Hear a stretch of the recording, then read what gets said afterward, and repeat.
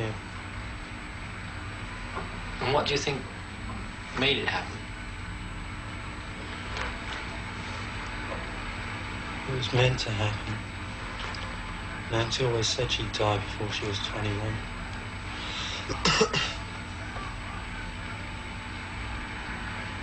What would you like to happen now over the next, say, year or two? I'd like to have fun. What sort of fun? Any kind of fun, just fun.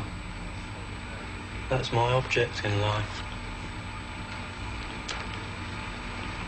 Are you having fun at the moment? You kidding? Oh, I'm not having fun at all. Where would you like to be? Under the ground. Are you serious?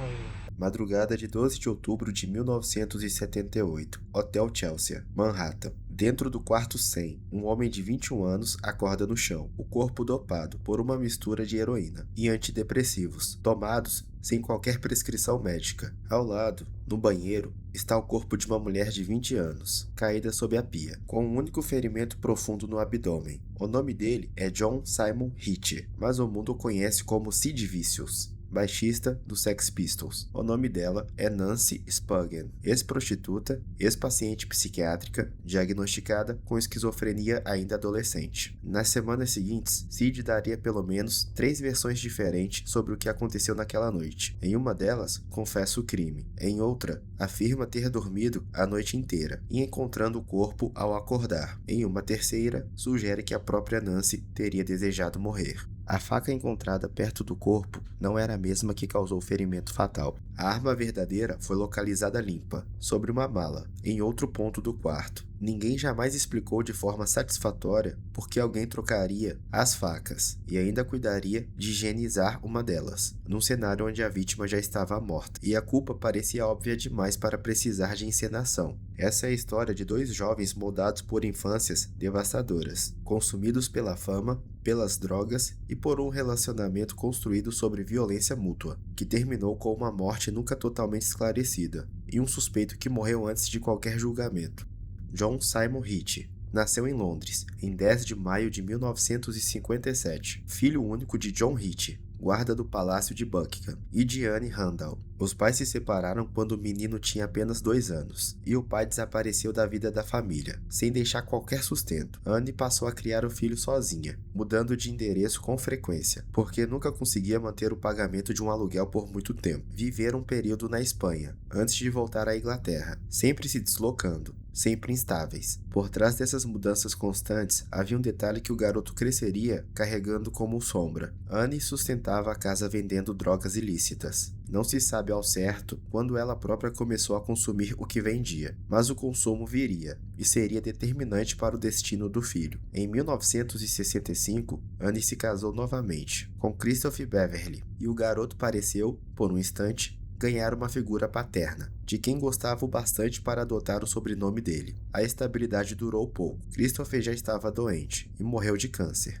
apenas 6 meses depois do casamento. A partir daí, Anne mergulhou ainda mais fundo no próprio vício, tornando-se cada vez mais ausente na criação do menino. Ele abandonou os estudos aos 15 anos, tentou alguns cursos técnicos e um emprego em fábrica, mas sem o ensino completo, as portas se fechavam com facilidade. Aos 16 anos, foi expulso de casa pela própria mãe, que, segundo o biógrafo John Savage, disse a ele que teria que escolher entre os dois, e que não seria ela a sair. Foi nesse período de instabilidade total que o jovem conheceu John Lydon, com quem passou a frequentar a cena punk londrina. Ali encontrou finalmente uma linguagem para a própria revolta: jaquetas de couro, botas pesadas, cabelo tingido, um visual que funcionava como grito visual, de quem nunca teve estrutura nenhuma para se apoiar. John Lydon ganhou o apelido de Johnny Rotten por causa dos dentes estragados. John Ritchie ganhou o apelido de Sid, supostamente em homenagem ao hamster de estimação de um amigo, depois de uma mordida do bichinho, que levou Lydon a comentar que Sid era extremamente vicioso. Há também quem associa o apelido a uma canção de Lou Reed, lançada em 1972, chamada justamente Vicious. Sid acompanhava de perto as apresentações dos Sex Pistols, banda em que Rotten já era vocalista,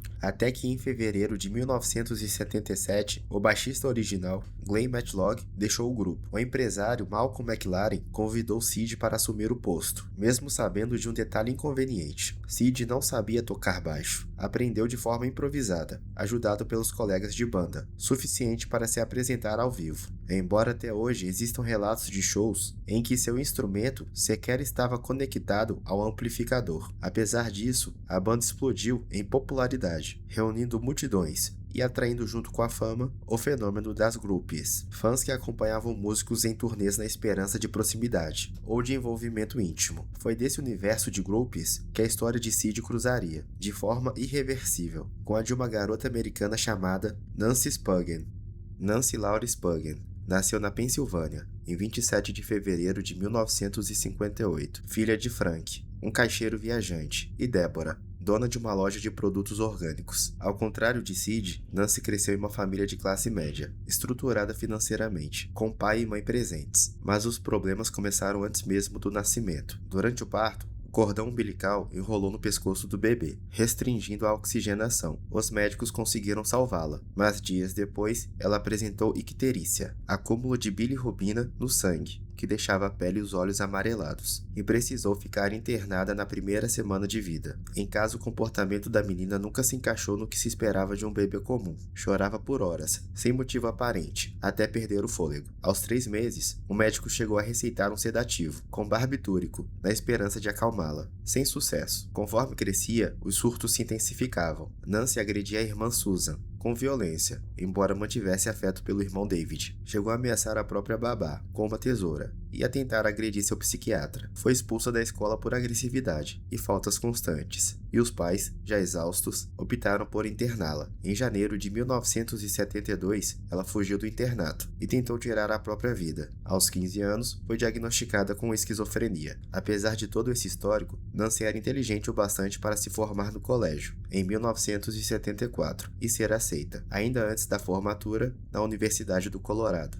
onde entrou com apenas 16 anos. A estabilidade, mais uma vez, não durou. 5 meses depois de iniciar um curso, foi presa tentando comprar maconha de policial disfarçado. Pouco depois, presa de novo, agora por posse de objetos roubados, em seu quarto no campus. Expulsa da faculdade, foi até banida judicialmente do estado do Colorado, em acordo negociado pelo próprio pai para evitar consequências piores. Sem rumo definido, Nancy se mudou para Nova York, onde sobreviveu fazendo bicos, em lojas e restaurantes antes de trabalhar como stripper e garota de programa. Foi nesse período que descobriu o universo das bandas de rock e das groupies, e encontrou ali um lugar onde, segundo ela mesma, finalmente se sentia parte de algo. Nancy acompanhou a banda americana Heartbreakers até Londres, na turnê que dividia palco com os Sex Pistols. Na primeira noite na cidade, demonstrou interesse por John Lydon, que não correspondeu. Voltou a atenção então para Sid Vicious, que a princípio também se mostrou resistente, até ceder à insistência dela. O casal assumiu o relacionamento em março de 1977 e passou a morar junto pouco depois. Segundo relatos da própria Nancy, Sid era virgem quando começaram a namorar,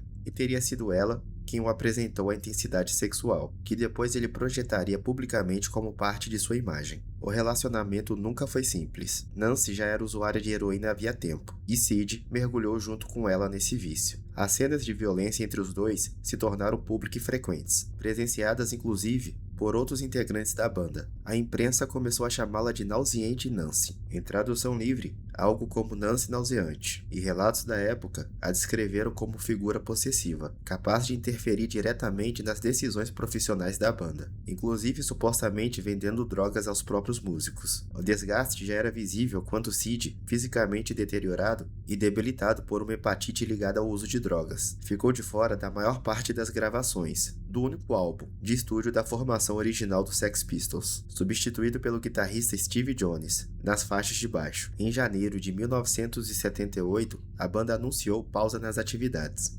Muitos, na época, apontaram Nancy como responsável direta pelo fim do grupo. Com o dinheiro acumulado durante o sucesso da banda, o casal se mudou para Nova York e se instalou no quarto número 100 do Hotel Chelsea, registrado sob o nome verdadeiro de Sid. Sr. e Sra. Hitcher. O hotel era conhecido por hospedar moradores de longa permanência, a preços relativamente baixos, e logo o quarto do casal se transformou em ponto de encontro de usuários e fornecedores de drogas. Sid ainda tentou manter alguma atividade musical, com apresentações solo e uma breve passagem pela banda Vicious White Kids, que se apresentou apenas uma vez, em agosto de 1978, sem qualquer repercussão relevante. No restante do tempo, a rotina do casal se resumia a festas, álcool e heroína, num ciclo que se aprofundava a cada semana.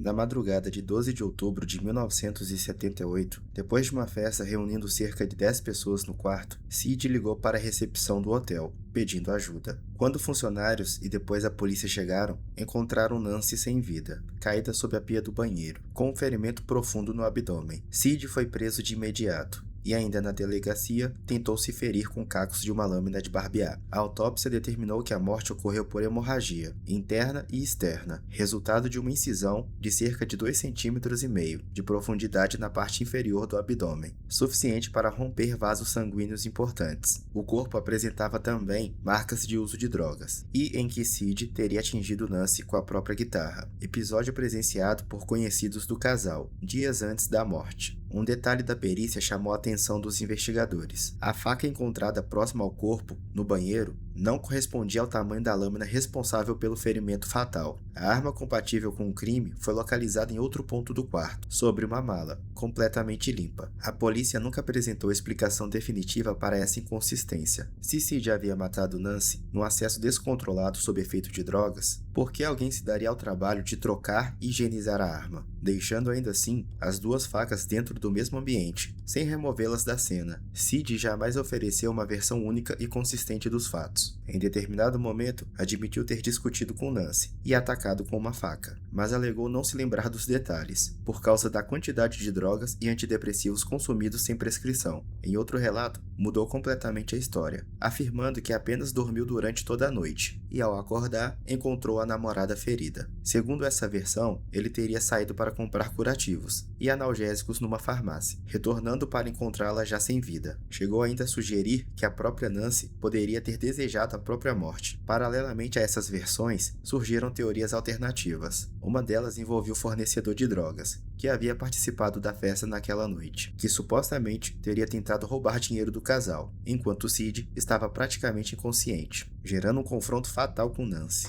Essa hipótese ganha força porque, segundo os relatos, o casal mantinha uma quantidade em dinheiro no quarto, e nenhuma quantia foi encontrada durante a perícia. Outra teoria apontada diretamente para o comediante Rockets Redglad, presença constante no quarto do casal e fornecedor frequente de entorpecentes, que teria levado dezenas de comprimidos alucinógenos na noite dos fatos. Existem relatos informais de que Redglad teria, em rodas de amigo, admitido participação no episódio, embora jamais tenha sido formalmente investigado pelas autoridades. O relacionamento entre Sid e Nancy reunia praticamente todos os elementos associados a vínculos de codependência severa. Dois jovens com históricos profundos de trauma, abandono e instabilidade familiar, unidos pelo consumo compartilhado de heroína e por episódios recorrentes de violência mútua, presenciados por terceiros em diversas ocasiões. Nancy, diagnosticada com esquizofrenia ainda adolescente, exibia desde a infância padrões de agressividade impulsiva, dificuldade de regulação emocional e comportamentos de risco extremo. Sid, criado sem qualquer figura de autoridade estável, parecia encontrar na relação uma forma de validação que nunca recebera da própria família. A dependência química funcionava como elo simultâneo de intimidade e destruição, aprofundando o isolamento social do casal e afastando-os progressivamente de qualquer rede de apoio, capaz de intervir antes da tragédia. O caso, apesar de sombrio, é essencialmente uma tragédia de dependência química, violência doméstica e colapso psicológico, sem qualquer componente místico real. O que existe e alimentou boa parte da mitologia em torno do casal é a teoria de um suposto pacto de morte entre os dois, levantada publicamente pela mãe de Sid, Anne, depois da morte do filho. Segundo ela, Sid teria deixado um bilhete no bolso da calça, mencionando esse pacto, mas esse bilhete jamais foi encontrado ou comprovado por qualquer autoridade. Essa narrativa de amor trágico e morte combinada se tornou, com o tempo,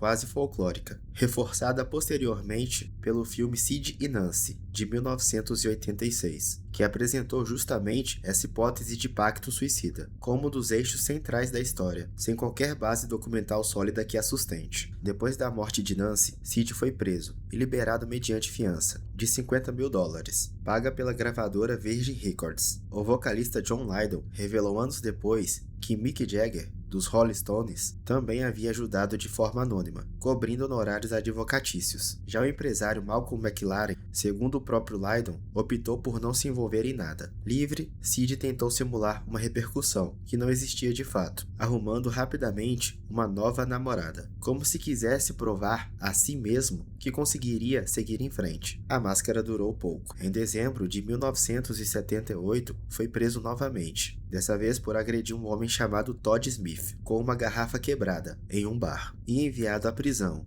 de Rikers Island, onde permaneceu por quase 2 meses, participando de um programa de desintoxicação.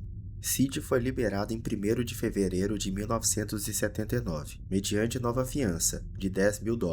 Uma festa foi organizada para comemorar sua soltura, tratada por amigos, como símbolo de uma suposta virada na vida do músico. Na madrugada seguinte, ele morreu de overdose de heroína. A hipótese mais aceita é a de que seu organismo, recém-saído de um processo forçado de desintoxicação na prisão, não suportou mais a dosagem que ele costumava consumir antes do período preso. Foi a própria mãe de Sid, Anne, que encontrou o corpo, sem vida, depois da festa. Surgiu posteriormente uma teoria nunca comprovada, de que ela própria teria fornecido a dose fatal ao filho. Especulação que circulou entre pessoas que acompanhavam o caso, mas que jamais foi investigada formalmente. Com a morte de Sid, antes de qualquer julgamento, a investigação policial sobre o homicídio de Nancy Spugg foi oficialmente encerrada pelo Departamento de Polícia de Nova York. Ele permaneceu, para efeitos legais e históricos, como o principal e único suspeito formalmente indiciado, embora nunca tenha sido julgado nem condenado em tribunal. Nenhuma outra pessoa citada nas teorias alternativas, incluindo o fornecedor de drogas presente na noite do crime e o comediante Rocket Redglare, chegou a ser formalmente investigada pelas autoridades. Nancy foi sepultada no cemitério judaico King David Memorial Park, na Pensilvânia. Sid havia manifestado o desejo de ser enterrado ao lado dela, pedido inviável, dadas as circunstâncias, mas sua mãe relatou ter espalhado parte das cinzas do filho sobre o túmulo da namorada. A mãe de Nancy, Deborah Spuggen, publicou em 1983 o livro And I Don't Want to Live This Life, relato detalhado da trajetória da filha e do impacto da tragédia sobre a família. Deborah faleceu em 2024, após décadas se dedicando também ao apoio de famílias enlutadas por homicídio. Anne, mãe de Sid, viveu o restante da vida marcada pela dependência química e tirou a própria vida em 1996. O caso seguiu gerando produções ao longo das décadas, incluindo o já citado filme de 1986 e, mais recentemente, livros investigativos, que revisitaram provas, entrevistas e o trabalho policial original na tentativa de reconstruir com mais precisão o que ocorreu dentro do quarto 100. Pesquisadores chegaram a reentrevistar dezenas de pessoas ligadas ao caso e reanalisar evidências preservadas pela polícia de Nova York, sem que isso resultasse, até hoje, em qualquer reabertura formal da investigação ou em uma conclusão definitiva sobre quem, efetivamente, desferiu o golpe fatal contra Nancy Spuggen. Restam 2 trajetórias, que nasceram em pontos opostos e terminaram no mesmo destino. De um lado, um garoto criado sem pai, entre mudanças constantes e uma mãe mergulhada no próprio vício. Do outro, uma garota nascida em família estruturada, mas devastada desde o nascimento, por um transtorno mental, jamais plenamente tratado. Apesar de anos de acompanhamento médico e psiquiátrico, Nancy morreu aos 20 anos. Sid a seguiu 4 meses depois, aos 21. Nenhuma autópsia, nenhuma perícia, nenhuma versão contada por Sid ao longo daquelas semanas conseguiu encerrar de forma definitiva a dúvida sobre o que de fato aconteceu na madrugada de 12 de outubro de 1978, dentro do quarto 100 do Hotel Chelsea.